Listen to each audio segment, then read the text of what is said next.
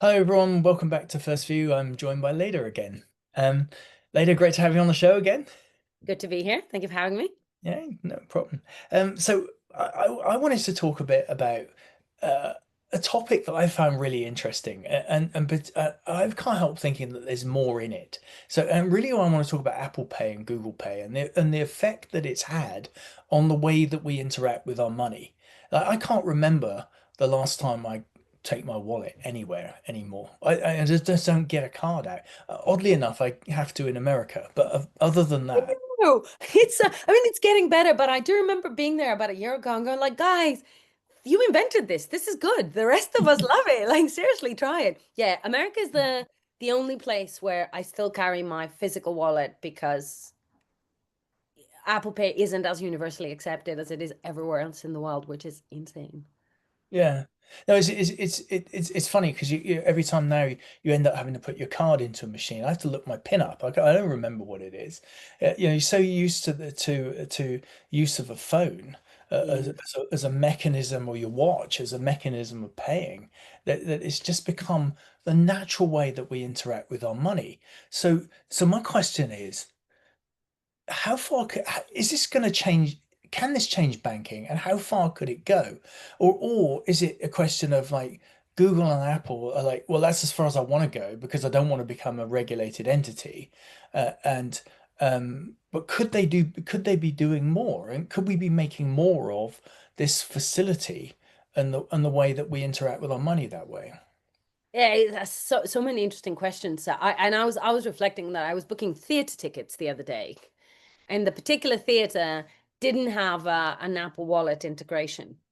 So I had to physically put my card details in. So it enabled the digital payment. And a few years back, you wouldn't mind that. But the fact that I didn't have my button to pay with Apple Pay made me very upset Yeah. because utility and ease is where you go as a consumer.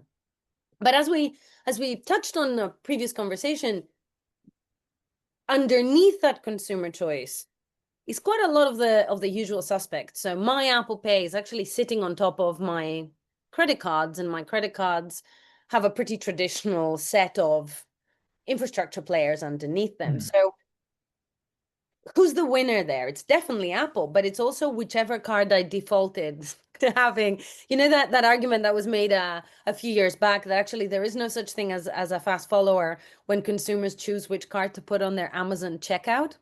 Yeah. How many times have you gone out and changed that? Probably never, right? So I think there is something interesting about, yes, we absolutely, our interactions change. And if I had an option that allows me to use my Apple Wallet and an option that didn't, I would choose the retailer that allows that ease and confidence. So it definitely has changed how we behave as consumers. But underneath, it's similar to the conversations we've had before, right? It's all the same players, all the same stuff, slightly different technology, maybe the odd challenger in the mix. But I think the real question in what you said is it has changed our relationship with our money and our payments choices. It has definitely changed how the pie is distributed and how big the pie is because there is margin compression. Is it changing banking? Not yet. And we've feared disintermediation for so long, right? Banks have talked about disintermediation for so long, and the biggest fear was that it was going to be the startups, and that didn't come to pass. And then we thought it was going to be big tech.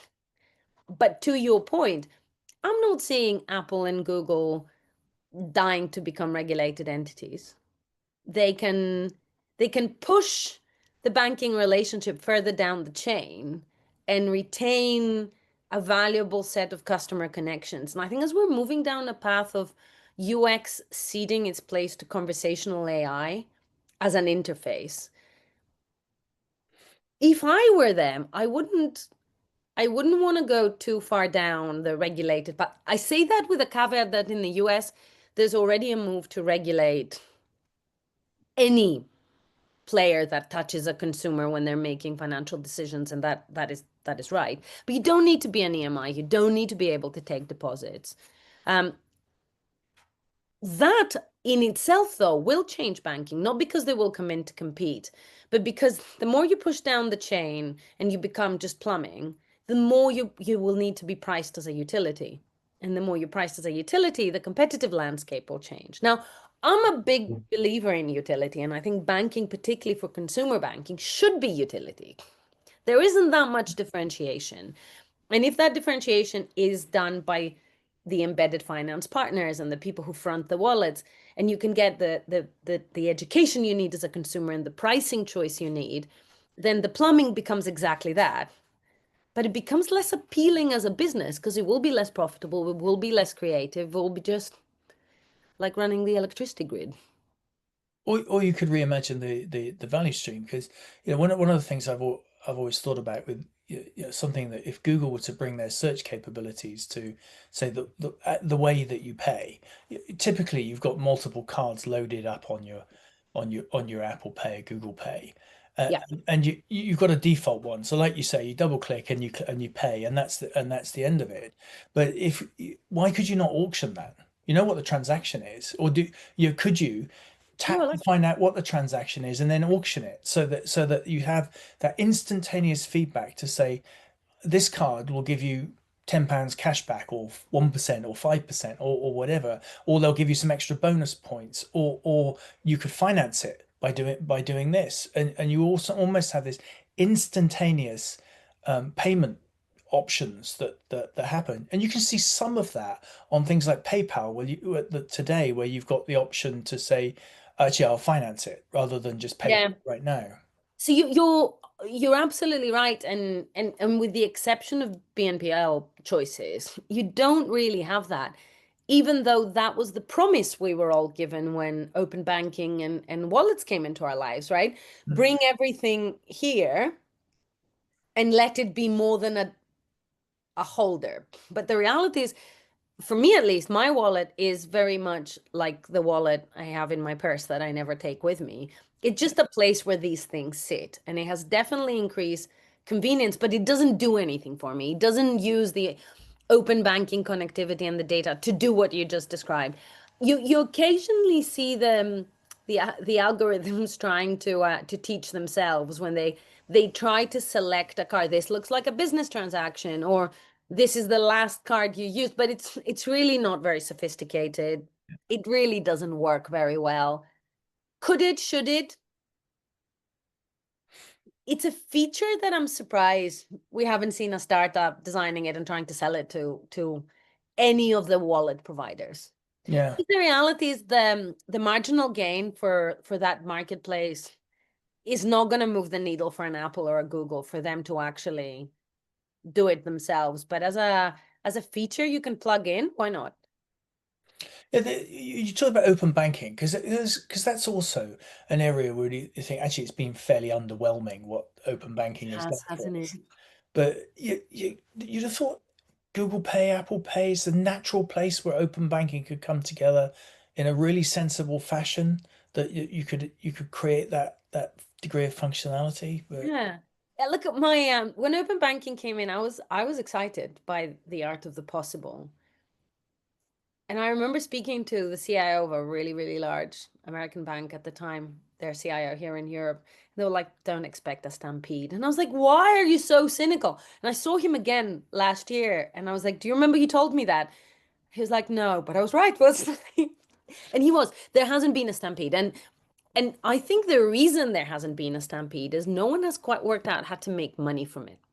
yeah, There's been a regulatory um, compliance drive. And everyone at the time when they were building capabilities was trying to find a way to monetize them also. But nobody has come up with something compelling enough that isn't just a marginal gain. And I think that's the biggest challenge with open banking. It's good for consumers if it scales, but none of the people who need to build the solutions can actually visualize something that is truly differentiating for a business, that is a defensible mode, that isn't easy to copy, that will actually be funded and acquired and profitable. And I think that's where the biggest challenge has been. And for someone like Apple, what's the marginal gain of creating additional functionality inside the wallet? I'm Yeah, you quite can see small, what yeah.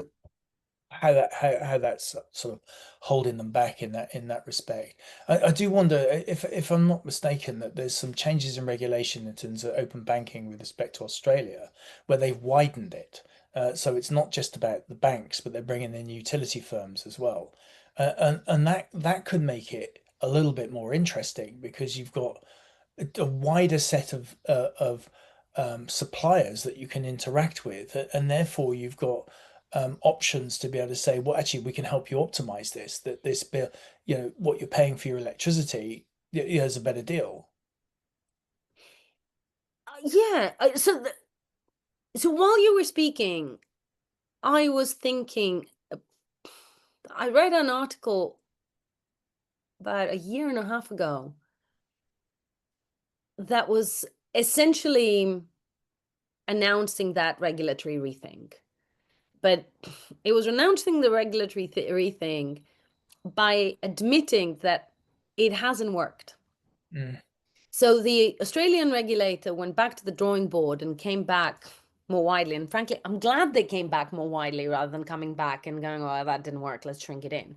But the reason they went back to the drawing board is that it wasn't working. That when it first came in, there was a really, really interesting spike in participating accounts and a number of users, doing stuff in the open banking space. And those became dormant really quickly because this just wasn't anything particularly useful or interesting. Okay, you connected your accounts, you have a wallet. There's some interesting stuff with pensions, pension aggregations. That's great. But beyond that, that creativity of, automatic account switching and your bank account being like you're overpaying for your electricity, all the stuff we were promised, nobody has built yet.